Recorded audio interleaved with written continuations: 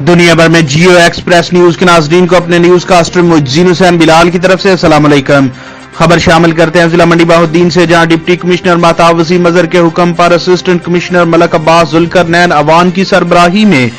जबकि मुआवन assistant commissioner Irfan Gondal की निगरानी में कोरोना रिलीफ टाइगर फोर्स ने कोरोना सेंटर और एहसास प्रोग्राम सेंटर जिनमें गवर्नमेंट पोस्ट ग्रेजुएट कॉलेज मंडी बहाउद्दीन, शहीदां वाली और बिखी शरीफ सेंटर पर पुलिस और महकमा हेल्थ के अमले के हमरा ड्यूटियां लगाकर काम शुरू कर दिया है। इस मौके पर डिप्टी कमिश्नर महताब वसीम अजहर ने अपने पैगाम में कहा कि कोरोना रिलीफ टाइगर फोर्स का काम जखीरा अंदोजों की निशानदेही, कोरोना के हवाले से आगाही, एहसास, इमदाद प्रोग्राम, मिलावट माफिया की निशानदेही, लॉकडाउन से मुतासर अफराद का डाटा इकट्ठा करने, राशन की तकसीम और लॉकडाउन के इलाकों में अवाम उन्नास को रजाकाराना खिदमत फराहम करना होगी और अपनी हफ्तावार रिपोर्ट हुकाम को जमा करवाएंगे। असिस्टेंट कमिश्नर मलक अब्बास जुल्करनैन अवान ने कहा कि टाइगर रिलीफ फोर्स शहरी दफा की एडवांस शक्ल है जो मुकम्मल गैर सियासी और गैर सरकारी रजाकार फोर्स है, जिसका काम रिलीफ सरगर्मियों में इदारों की मुआवनत करना है। कैमरामैन नवीद अफजल चरुंडिया के साथ रिपोर्ट मुज्जीन हुसैन बिलाल, जियो एक्सप्रेस न्यूज मंडी बहाउद्दीन।